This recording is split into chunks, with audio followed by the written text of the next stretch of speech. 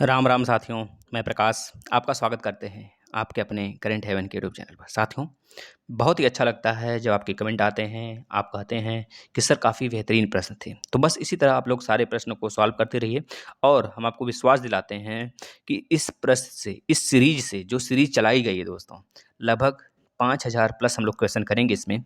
और अभी तक यह आपका मतलब आज के डेट में यह 10वां सीरीज है दोस्तों। अभी तक हमने लगभग 300 साढ़े 300 प्रश्न कर लिए। अगर जो बच्चे नए हैं, चैनल पे बने हैं, वो बेल आइकन पे क्लिक कर लेंगे। दोस्तों डेली ये 9 बजे सेशन होता है, बेल आइकन पे क्लिक कर लीजिए। अगर आपके पास दोस्तों नोटिफिकेशन नहीं भी जाता है, तब आप तुरंत का तुरंत 9 बजे आ जाएँगे। अगर किसी भी एग्ज़ाम्स में अगर आप तैयारी कर रहे हैं, कोई सा भी एग्ज़ाम हो, चाहे रेलवे हो, चाहे एसएससी हो, चाहे सुपर टेट हो, चाहे यूपी टेट हो, ग्रुप डी हो, UPSI, UP triple SC PET हो, यूपी पीसीएस हो, किसी भी एग्ज़ाम्स के लिए, जहाँ पे भी साइंस आता है दोस्तों, बेहतरीन प्रदर्शन आप करेंगे, हम आपसे वादा करते हैं। अगर आप इसका पीडीएफ चाहते हैं, तो दोस्तों टेलीग्राम आपके लिए फ्री में बिल्कुल सब कुछ दे रहा है। आप आकर वहाँ पे ज्वाइन हो जाइए, टेलीग्राम करंट हेवन के नाम से है।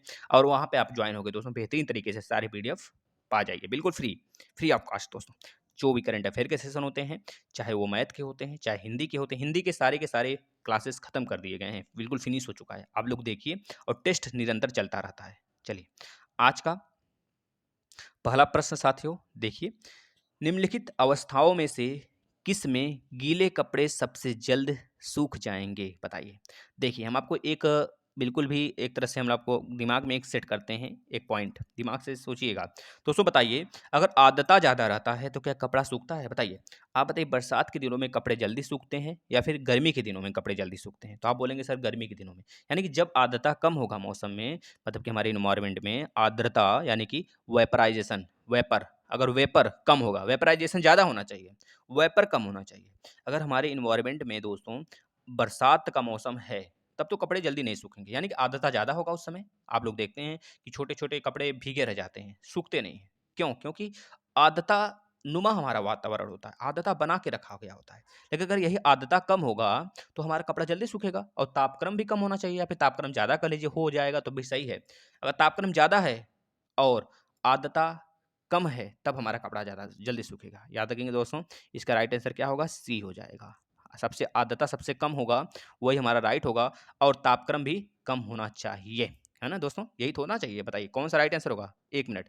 तापक्रम ज़्यादा होना चाहिए ना? 1 मिनट दोस्तों, यह डी होगा इसका राइट आंसर। क्या होगा? डी। तापक्रम ज़्यादा होना चाहिए और आर्द्रता कम होना चाहिए। यह वाला यानी कि डी आपका राइट आंसर होगा। जितने बच्चों ने डी आंसर किया है, आफ़रीन हो गई।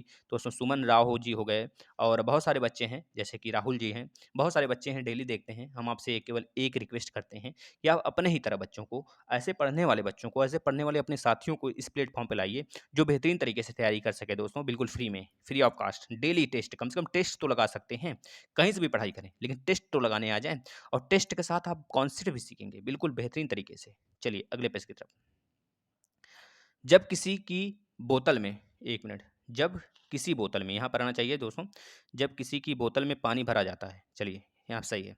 जब किसी बोतल में पानी भरा जाता है और उसे जमने दिया जाता है, तो बोतल टूट जाता है, क्योंकि जैसे आप देखते होंगे दोस्तों, फ्रिज में कभी काल के जब आप बर्फ़ जमा कर, मतलब कोई बॉटल है बहुत दिन से फ्रिज में पड़ा हुआ है, लाइट चौबीसों घंटे आ रहे हैं शहर में, तो आप क्या करते हैं, आप देखते हैं कि आपका बॉटल जो है फट जाता है। क्यों? क्योंकि उसका आयतन बढ़ जाता है।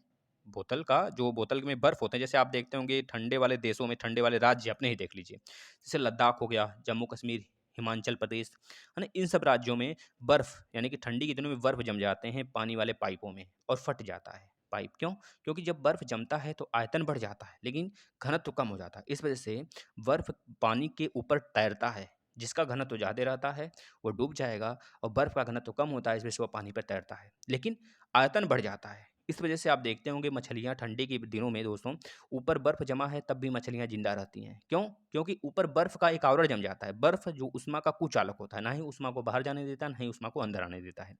इस तरह से मतलब बर्फ़ कुचालक होने के कारण अंदर मछलियाँ जीवित रहती हैं। और बर्फ़ का आयतन बढ़ जाता है जमने पर दोस्तों, इस वजह से बोतलें या फिर पानी वाली टंकी, पानी वाले पाइप फट जाते हैं। तो याद रखेंगे दोस्तों, क्यों टूट जाते हैं? क्योंकि बोतल का हिमांश उड़ जाता है, बोतल पानी में जम जाते हैं, जमने पर फैलती है, यह राइट आंसर होगा दोस्तों। पानी जमने पर फैलती है, यह वाला, यानी कि ए। घनत्व बोलेगा तो घनत्व कम हो जाता है, और आयतन बोलेगा तो आयतन बढ़ जाता है। चलिए अगले प्रश्न पे चलते हैं। बेहतरीन प्रश्न है दोस्तों, ऐसे ही प्रश्न आपके एग्जाम में आते हैं, आप बिल्कुल भी निश्चिंत रहिए, यहाँ से आप बिल्कुल भी सारे क्वेश्चन सॉल्व करके आएंगे, कोई भी सा एग्जाम हो, बेहतरीन प्रश्न करके आएंगे, बस आप सॉल्व करते रहिए। थर्मोस्टेट वह यंत्र है जो, बताइए थर्मोस्टेट क्या काम करता है दोस्तों, किसी निकाय का तापक्रम स्वनियंत्रित करता है, अपने आप नियंत्रित कर देता है। जैसे आप देखते होंगे आपके घर में फ्यूज होगा या फिर आपके घर में दोस्तों जो वोल्टेज होगा, देखते हैं अगर पड़ोस के घर में वोल्टेज नहीं लगा है तो लाइटें धीमे आ जाती हैं, लेकिन आपके यहाँ लाइट थोड़ा सा तेज होता है पड़ोस की अपेक्षा। क्यों? क्योंकि आपने वोल्टेज लगाया है, और वोल्टेज लगाने की वजह से आपको फ़ायदा मिलता है कि पड़ोस वाला लाइट भी वोल्टेज खींच लेता है ना? याद रखेंगे दोस्तों, इस वजह से आपकी लाइट थोड़ी सी तेज हो जाती है घर की। उसी प्रकार से सेम थर्मोस्टेट होता है दोस्तों, ये अपने आप किसी भी निकाय का तापक्रम स्वनियंत्रित करता है। अगर तापक्रम ज़्यादा चाहिए तो बढ़ा देता है, अगर तापक्रम कम चाहिए तो घटा देता है। जैसे ठंडी के दिनों में तापक्रम थोड़ा सा ज़्यादा चाहिए तो तापक्रम बढ़ा देता है, और गर्मी के दिनों में तापक्रम दोस्तों घटा देता है। चलिए अगले प्रश्न पे चलते हैं। रेफ्रिजरेटर थर्मोस्टेट का कार्य है, बताइए रेफ्रिजरेटर थर्मोस्टेट का कार्य क्या होता है दोस्तों? बताएंगे आप, बेहतरीन प्रश्न है दोस्तों। यह भी एक बार सोचिए, आप एक बार विचार करिए कौन सा सही हो सकता है। क्या तापमान को कम करना होता है इसका कार्य? क्या हिमायन जो हिमांक होता है उसको, उसके ताप को बढ़ाने का काम करता है?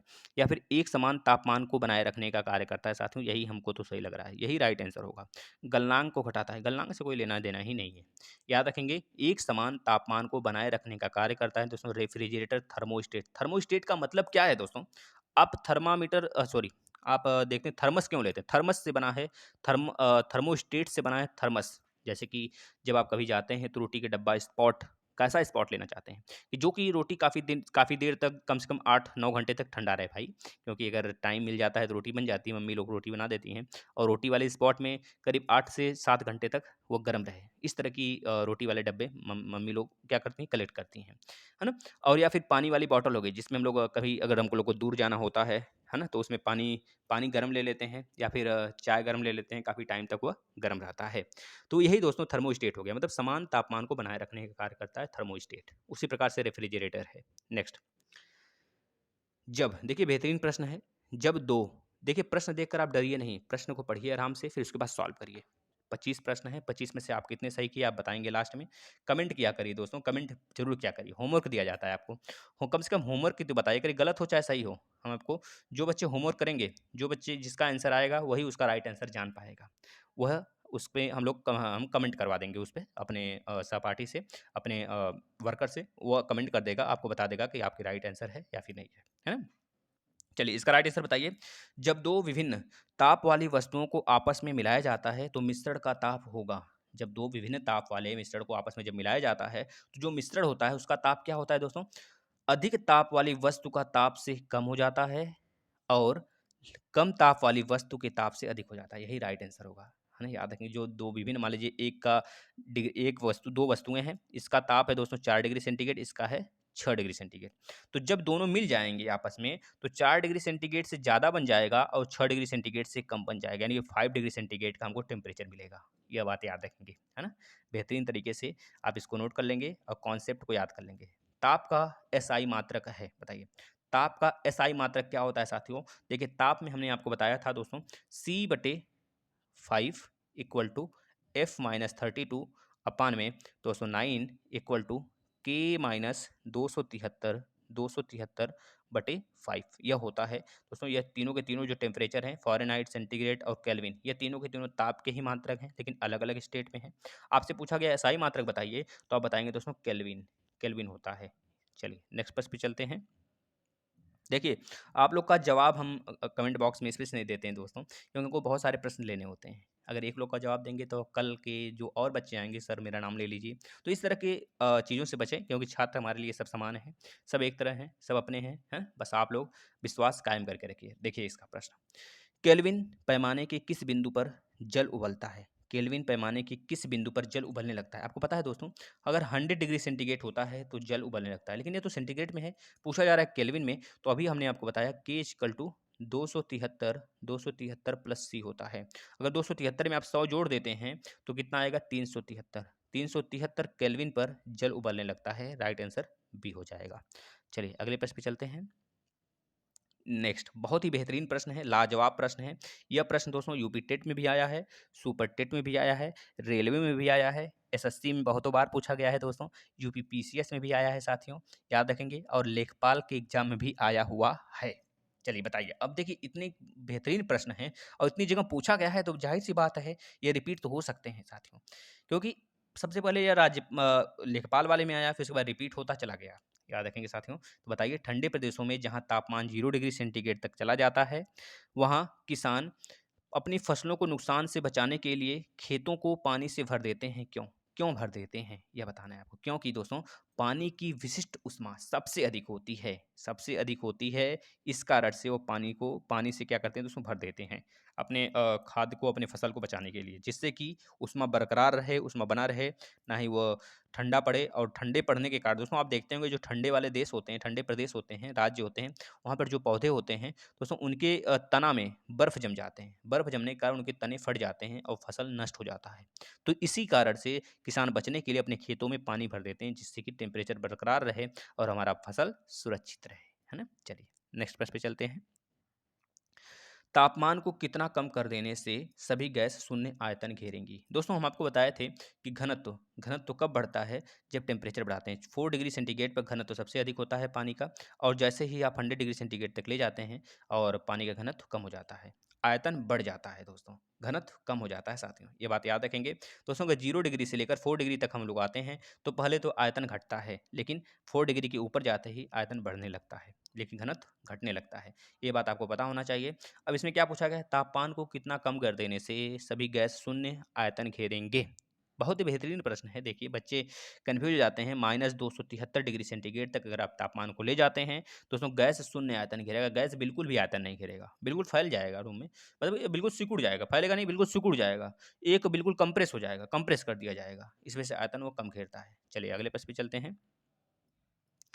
कार्बोरेटर किस इंजन में होता है? कार्बोरेटर दोस्तों क्या काम करता है? कार्बोरेटर मतलब कि डीजल के साथ, मतलब कि जो तेल आप लेते हैं, पेट्रोल लेते हैं, उसके साथ हवा को इंजेक्ट कराने के लिए होता है। इस वजह से कार्बोरेटर कहाँ यूज होता है? पेट्रोल इंजन में होता है, जैसे मोटर बाइक हो गया और जिप्सी वगैरह हो गई, तो इस सब में होता है कार्बोरेटर। कार्बोरेटर का काम क्या होता है, अभी हमने बताया। पेट्रोल जो आप लेते हैं उसके साथ हवा को मिक्स करके अंदर भेजने का काम करता है कार्बोरेटर दोस्तों, जिससे कि आपका इंजन स्वाभाविक रूप से बना रहे। नेक्स्ट अगले प्रश्न पे चलते हैं।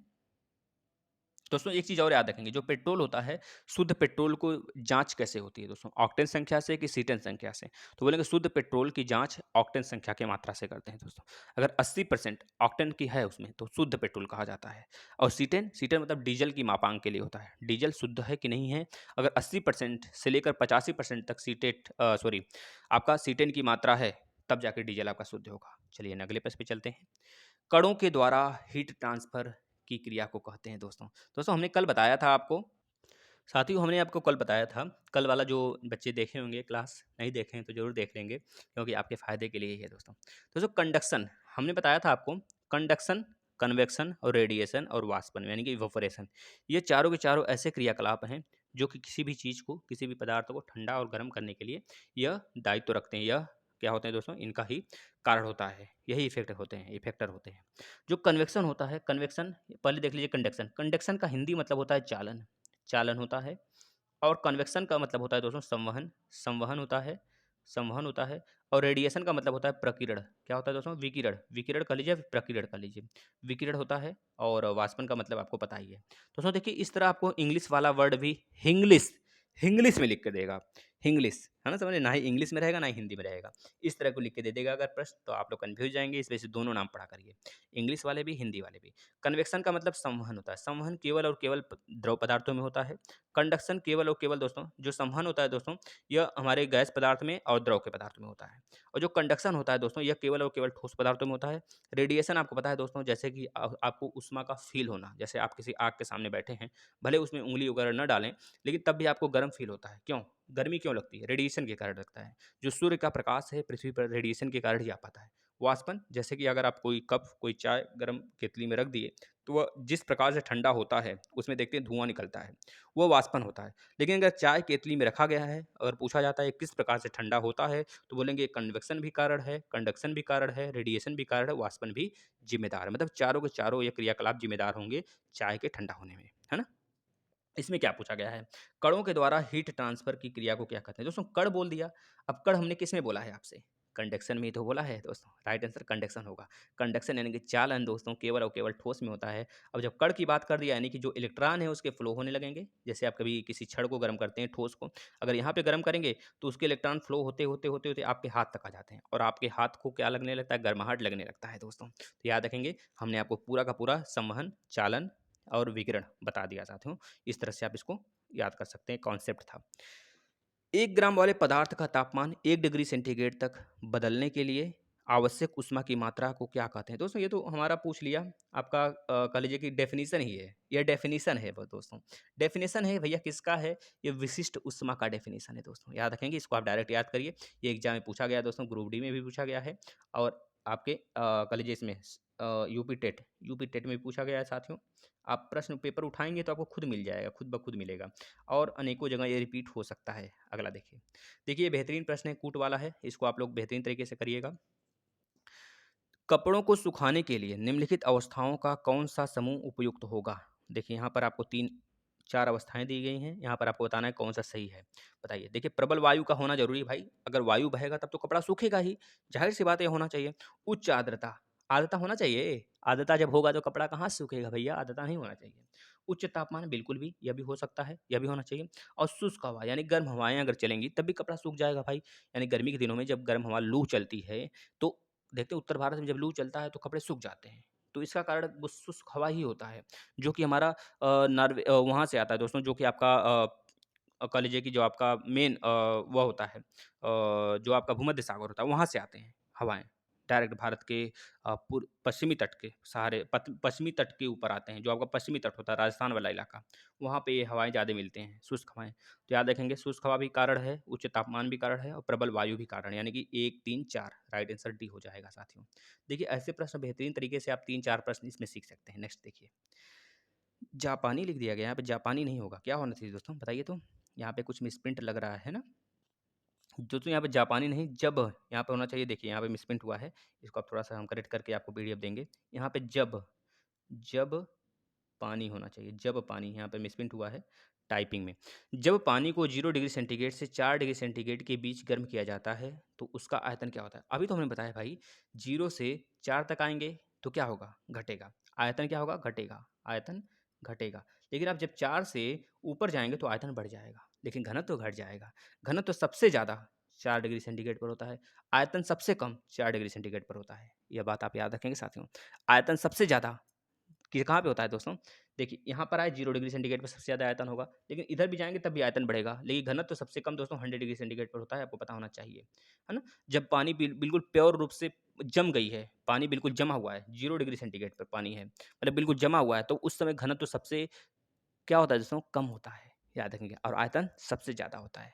हम आपको बहुत बार-बार इस चीज़ को बता इस वजह से रहे हैं क्योंकि ये प्रश्न बना है भैया, क्योंकि जब बर्फ़ जम जाएगा, तो वो तैरने लगेगा, जब तैरेगा तो तैरती हुई चीज़ जिस पदार्थ में तैरती है, उससे उसका घनत्व कम होता है, आयतन ज़्यादा होता है। आयतन क्योंकि बर्फ़ ज़्यादा घेरता है, तो राइट आंसर क्या होगा दोस्तों? घटेगा। घटेगा, 0 से 4 तक आएगा तो उसका आयतन घटेगा। नेक्स्ट। ऊर्जा उत्पादन के लिए आवश्यकता नाभिकीय अभिक्रिया में होती है। आवश्यक नाभिकीय अभिक्रिया में होती है दोस्तों, क्या होती है नाभिकीय अभिक्रिया में? आप बताएंगे इसका राइट आंसर क्या होगा? दोस्तों तारों के अंदर, आपको पता है दोस्तों तारों के अंदर जो नाभिकीय अभिक्रिया होती है केवल और केवल तारों के अंदर ही होती है। स्टार्स, पृथ्वी के केंद्र पर नहीं होता है नाभिकीय अभिक्रिया, ज्वालामुखी में भी नहीं होता है, कृत्रिम उपग्रहों में भी नहीं होता है।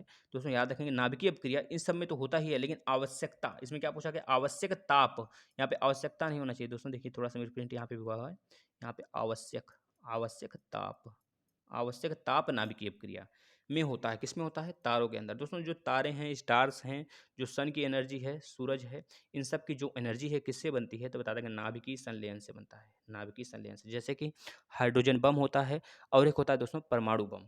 हाइड्रोजन बम नाभिकीय संलयन पे काम करता है और परमाणु बम दोस्तों नाभिकीय विखंडन पे काम करता है। ये बात आप याद रखेंगे। चलिए नेक्स्ट। एक गोल, बेहतरीन प्रश्न है, लाजवाब प्रश्न है, देखने में बड़ा है लेकिन बहुत ही ईज़ी प्रश्न है। देखिए आप खुद समझ जाएँगे, इस प्रश्न को एक बार पढ़िए पहले बेहतरीन तरीके से। एक गोल या फिर एक गोला कर लीजिए, एक घन है और एक वृत्ताकार प्लेट है। मतलब 3 प्रकार के आपके पास प्लेट हैं, एक गोला है, एक घनाकार का है, एक वृत्ताकार आकार का है। उस तीनों को 200 डिग्री सेंटीग्रेड तक अगर गर्म किया जाता है तो ठंडे होने के लिए छोड़ दिया जाता है, गर्म करने के बाद ठंडे होने के लिए छोड़ दिया जाता है। तो उनमें सबसे शीघ्रता से कौन ठंडा होगा बताइए? जो जो ज़्यादा फैला होगा, जो ज़्यादा क्षेत्रफल में फैला होगा दोस्तों उसी का तो, यानी कि तस्तरी यानी कि वृत्ताकार जो तस्तरी है दोस्तों वो सबसे पहले ठंडा होगा। आप इसको याद रखेंगे। जैसे आप कभी देखते हैं चाय मतलब कि कोई चीज़ या फिर जो डिश वगैरह आप बनाते हैं प्लेट में लाके बच्चों को देते हैं, तो बच्चे कहते हैं बहुत हीट है मैम, है ना मम्मी, बहुत हीट है, बहुत गर्म है दीदी, मम्मी जो भी बोलते हैं। तो आप उसको क्या करते हैं, प्लेट में निकाल देते हैं। क्यों? क्योंकि उसका आयतन थोड़ा-सा बढ़ जाए। जब आयतन बढ़ेगा, क्षेत्रफल बढ़ेगा दोस्तों, तो जल्दी ठंडा हो जाएगा, है ना? उसमें ठंडा होने की दर जो होगी बढ़ जाएगी। तो याद रखेंगे वृत्ताकार प्लेट इसका राइट आंसर होगा। अगले पेज पे चलते हैं। जब पानी को 0 डिग्री सेंटीग्रेड से 10 डिग्री सेंटीग्रेड तक गर्म किया जाता है तो क्या फ़र्क पड़ता है बताइए? क्या फ़र्क पड़ता है उसके आयतन में, आपको ये बताना है। दोस्तों अभी तो हमने बताया है 0 से 4 पे आ गए, अब 4 से हमने बढ़ गए, हम बढ़ गए, मान लीजिए 10 तक बोला है तो 10 तक बढ़ गए। 0 से 4 पर आए तो आयतन घटेगा, 4 से 10 पर गए तो आयतन बढ़ेगा। याद रखेंगे दोस्तों, मतलब पहले घटता है फिर बढ़ता है, यह राइट आंसर होगा डी। चलिए, लेकिन अगर पूछा होता घनत्व के केस में यह, तो 0 से 4 दोस्तों घनत्व क्या होगा? बढ़ेगा, फिर घटेगा, बढ़ेगा, फिर घटेगा, यही उल्टा हो जाता। घनत्व के केस में यह उल्टा हो जाता, पहले बढ़ता है, फिर घटता है घनत्व। घनत्व सबसे कम 100 डिग्री सेंटीग्रेड, मतलब कि 0 डिग्री सेंटीग्रेड भी आप बोल सकते हैं, है ना? याद रखेंगे साथियों। चलिए नेक्स्ट। कमरे में रखे रेफ्रिजरेटर का दरवाज़ा खोल दिया जाता है तो क्या फ़र्क पड़ता है? भाई अगर आप बताओ, आप लेकर आए हो कि भैया बिल्कुल 1 किलो मतलब 1 लीटर पानी को गर्म करने के लिए बर्फ़ आप लेके आए हो। लेकिन आप क गर्म करने 1 लीटर मतलब 1 लीटर आपने बर्फ़ लिया। मान लीजिए आप 1 किलो बर्फ़ ले लिया। ये 1 केजी आपने बर्फ़ ले लिया। 1 केजी बर्फ़ से आप सोच रहे हैं कि हम चलेंगे 2 लीटर पानी ठंडा कर लेंगे, 2 से 3 लीटर पानी ठंडा कर लेंगे। लेकिन आप जब आते हैं घर में तो बहुत सारे बच्चे होते हैं, बहुत सारे भाई-बहन हो गए, मतलब कम से कम 20-25 लोग के लिए पानी फिर ठंडा करने को हो गया। तो आप जहाँ पे 2 किलो दो 1 केजी बर्फ़ लेकर आए थे 2 लीटर पानी ठंडा करने के लिए, अब आपको करना पड़ गया 20 लीटर पानी ठंडा। तो बताइए, क्या पानी को ये ठंडा कर पाएगा? नहीं ना भैया, अपनी ऊष्मा नहीं ना वहाँ पे कर पाएगा। या फिर कह लीजिए जब आप फ़ैन चलाते हैं, फ़ैन को मान लीजिए 50 वाट का फ़ैन है, आप उसे 0 मतलब 5 वाट पे चला रहे हैं, तो फ़ैन क्या होगा? जल जाएगा। या फिर आप उसे मान लीजिए चला रहे हैं दोस्तों 500 वाट देकर, 600 वाट देकर, तो क्या होगा? तभी फ़ैन जल जाएगा। दोनों कंडीशन में फ़ैन चलेगा, जब आप उसको कम तापमान पे देंगे और ज़्यादा देंगे तब भी वो चलेगा। समझ रहे हैं ना? तो इस प्रकार आपको वो रेफ्रिजरेटर जो है दोस्तों, आपका फ़िक्स टेम्परेचर होता है, जो आपके केवल और केवल बंद रेफ्रिजरेटर को ही ठंडा कर सकता है। अगर आप उसे रूम के लिए खोल देंगे तो वो क्या होगा? हीट बाहर देने लगेगा। जब हीट बाहर देने लगेगा तो पहले तो वो ठंडा करेगा, लेकिन एक बैग वो गर्म करने लगेगा और आपका रेफ्रिजरेटर जल भी सकता है इस कंडीशन में दोस्तों, क्योंकि वो पूरा का पूरा हीट रूम में निकालने लगेगा। तो इसका राइट आंसर क्या होगा? अंततः कमरे को थोड़ा गर्म कर सकता है। आप अंततः मतलब जो इसका होगा भाप होगा, या क्या करेगा? कमरे को गर्म कर देगा साथियों, याद रखेंगे। नेक्स्ट, अब ये मत सोचिएगा कभी कि रेफ्रिजरेटर ठंडा होता है तो खोल देंगे रूम तो ठंडा हो जाएगा, एसी काम थोड़े करता है ना? कभी इस फ़र्क में मत रहिए, नहीं तो आप कमरे को ठंडा करने के चक्कर में जो 22-23 हज़ार की आपकी फ्रिज है, उसमें आप मतलब घाटा हो जाएगा भैया, फिर से आपको खरीदना पड़ जाएगा। चलिए, महँगा पड़ जाएगा आपको रूम ठंडा करना। जल का आयतन, जल के आयतन में क्या परिवर्तन होगा यदि तापमान, देखिए बेहतरीन प्रश्न ये भी है दोस्तों, ऐसे प्रश्न बेहतरीन होते हैं। 9 डिग्री सेंटीग्रेड से गिराकर 3 डिग्री सेंटीग्रेड तक कर दिया जाता है। आप खुद बताओ, देखिए 9 डिग्री सेंटीग्रेड पहले था, अब रिवर्स चल रहे हैं। पहले 9 डिग्री सेंटीग्रेड तक था, अब हम आ गए 3 डिग्री सेंटीग्रेड पे, फिर से ऊपर जाएँगे। अब 9 डिग्री सेंटीग्रेड अगर हम यहाँ से बोलते हैं आपको, 0 डिग्री सेंटीग्रेड से आप उल्टा चलिए 4 पे आइए, फिर 4 से आप 100 पर जाइए। तो आप बोलेंगे सर कि 0 से 4 पे आने पे तो आयतन घटेगा, फिर आयतन बढ़ने लगेगा। बस अगर उल्टा चलेंगे तो यहाँ पे जाने पर 4 से 100 पे जाने पे बढ़ रहा था, अब 9 से 3 पे आने पे क्या होगा? घटेगा। अब पहले घटेगा, फिर बढ़ेगा, पहले घटेगा, फिर बढ़ेगा, किसमें है? जैसे यहीं पर है, आयतन पहले घटेगा, फिर बढ़ने लगेगा। ठीक है, राइट आंसर क्या होगा? C. C is right answer for this question दोस्तों, यानी कि 19 का जो राइट आंसर होगा दोस्तों क्या होगा? सी होगा। याद रखेंगे, है ना? चलिए अगले प्रश्न पे चलते हैं। आयतन पहले घटेगा, फिर बढ़ेगा। अगले प्रश्न पे, प्रेशर कुकर के अंदर का उच्चतम ताप निर्भर करेगा। भैया ये तो बहुत बार हमने बता दिया है। प्रेशर कुकर में प्रेशर लगाते हैं, तापमान ज़्यादा हो जाता है कम समय में, और प्रेशर दाब बढ़ने से तापमान ज़्यादा होता है, इस वजह से खाना जल्दी पक जाता है ना? कम गैस भी खर्च होता है। सब्ज़ी वगैरह बहुत स्वादिष्ट होते हैं कुकर के, आप खाइए कभी बना के। हम तो कुकर में रोटी भी बनाते थे। तो याद रखें दोस्तों, जो 20 का जो राइट आंसर होगा, आपका क्या हो जाएगा साथियों? 20 का जो राइट आंसर होगा साथियों, वह ए होगा। ऊपर के छिद्र का क्षेत्रफल उस पर रखा गया वजन पे निर्भर करेगा। जो उस पर वजन रखा गया होगा उस पर, और उसके ऊपर के छिद्र पर निर्भर करेगा दोस्तों अंदर का उच्चतम ताप, है ना। चलिए अगले प्रश्न पे चलते हैं। एक स्वस्थ मनुष्य के शरीर का ताप होता है, देखिए यहाँ पर आप फंसिएगा मत, क्योंकि हमने आपको बहुत बार बताया है C/5 equal to F-32/9 equal to K-273/5 दोस्तों। यह बात हमने बहुत बार आपको बताया है, तो याद रखेंगे। अगर आपको पता है सेंटीग्रेड में जो रूम हम लोग का शरीर का टेम्परेचर होता है 37 होता है, तो 37 जब आप यहाँ पे रखेंगे और यहाँ पे रखेंगे दोस्तों, तो जब यहाँ पे फ़ारेनहाइट पे रखेंगे तो आपको 98.6 फ़ारेनहाइट या फिर 4 फ़ारेनहाइट के आसपास मिलेगा, और जो आपका केल्विन पे रखेंगे तो 310 केल्विन मिलेगा। तो यानी कि राइट आंसर आपका यह भी सही है, यह भी सही है, यह भी सही है, यानी उपरोक्त सभी डी आपका राइट आंसर होगा साथियों। चलिए अगले प्रश्न पे चलते हैं।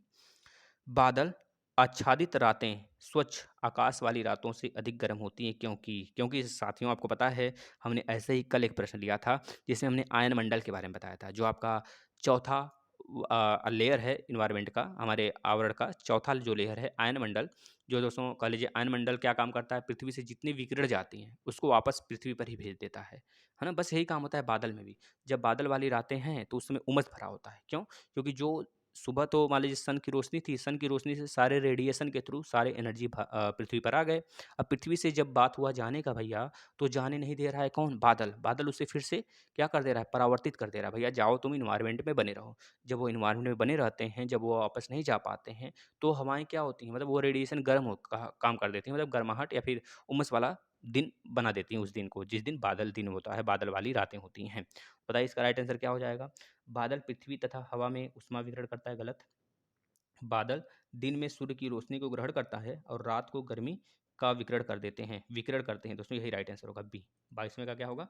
बी राइट आंसर हो जाएगा साथियों। 59 का बी राइट आंसर होगा दोस्तों, मतलब यानी कि क्या हो जाएगा? बादल पृथ्वी तथा हवा में ऊष्मा का विकिरण, एक मिनट साथियों, है ना, या रात को गर्मी किया विकिरण करते नहीं दोस्तों, ये गलत है, ये गलत है, बी गलत है, बी गलत है, एक मिनट रुकिएगा।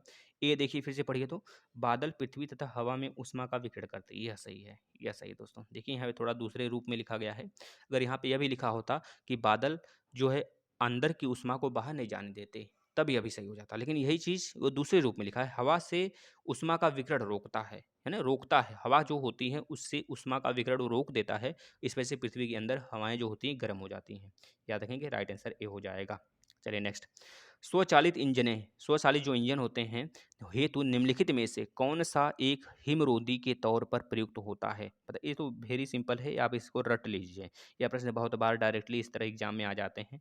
बता देंगे एथिलीन ग्लाइकॉल। एथिलीन ग्लाइकॉल जो है दोस्तों इंजनों में, स्वचालित इंजनों में जो होते हैं उनके हिमरोधी तौर पर यूज होते हैं। जैसे कि ठंडे वाले देश है, ठंडे वाले प्रदेश हो गए, तो वहाँ पर एथिलीन ग्लाइकोल मिला दिया जाता है पेट्रोल में, डीजल में, जिससे कि पेट्रोल और डीजल जमते नहीं है गाड़ियों में, इंजनों में, क्योंकि बहुत ठंडी पड़ती है लद्दाख वगैरह में, माइनस में सेंटीग्रेड चला जाता है, माइनस में आपका टेम्परेचर चला जाता है साथियों, तब भी वहाँ की जो तेल होती है, जो पेट्रोल डीजल होता है वो जमता नहीं है। क्यों?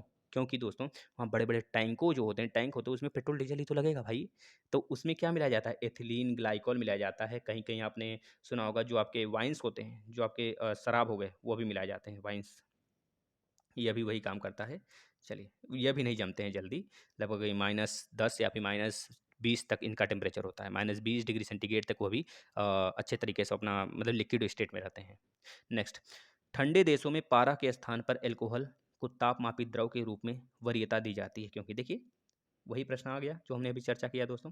तो इसका राइट आंसर क्या होगा दोस्तों? क्योंकि जो एल्कोहल होता है दोस्तों वो क्या काम करता है, क्योंकि ठंडे प्रदेशों में एल्कोहल जो है दोस्तों पारे के अपेक्षा ज़्यादा माइनस वाले टेम्परेचर में वो रह सकता है, यानी कि 62 का राइट आंसर क्या होगा?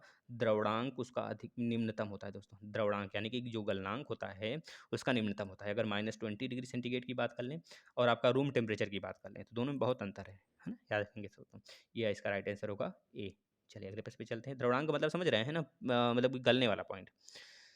गर्म करने से विस्तारण, बताइए गर्म करेंगे तो विस्तारण में क्या फ़र्क पड़ेगा साथियों? बेहतरीन प्रश्न है, बताइए विस्तारण, गर्म करने से विस्तारण में क्या फ़र्क पड़ता है दोस्तों? घनत्व घट जाता है, घनत्व घटा देता है विस्तारण। अगर किसी चीज़ को गर्म करेंगे तो उसका घनत्वता घटा देती है दोस्तों, याद रखेंगे। अगला जो आपके लिए होमवर्क है साथियों, आपको इसका होमवर्क जो है दोस्तों कब देना है? जब वीडियो खत्म हो जाएगी, क्योंकि दोस्तों आप लोग कमेंट करेंगे तभी इसका आंसर आपको पता चल पाएगा, अन्यथा कल हम तो इसका डिस्कस करेंगे। रेफ्रिजरेटर में खाद्य पदार्थ ताज़ा रखने हेतु सुरक्षित तापमान होना चाहिए, जैसे कि दूध। दूध को आप पहले 4 डिग्री सेंटीग्रेड तक उबालते हैं, सॉरी 40 दोस्तों 40 डिग्री सेंटीग्रेड तक उबालते हैं। फिर उसके बाद उसे ठंडा करके तब रेफ्रिजरेटर में रखते हैं। 2 से 3 दिन तक आपका दूध चल सकता है। बस उसी प्रकार से आपको ये बताना है खाद्य पदार्थ को ताज़ा रखने के लिए सुरक्षित तापमान कितना होना चाहिए, ये आपको बताना है। इसमें राइट आंसर क्या होगा साथियों। चलिए आपसे अलविदा लेते हैं। ऐसे ही सेशन डेली पाने के लिए आप डेली दोस्तों जुड़िए 9 बजे। अपने साथियों को भी इन्वाइट करिए साथियों, जिससे कि उनको भी अच्छा लगे। धन्यवाद। Good night.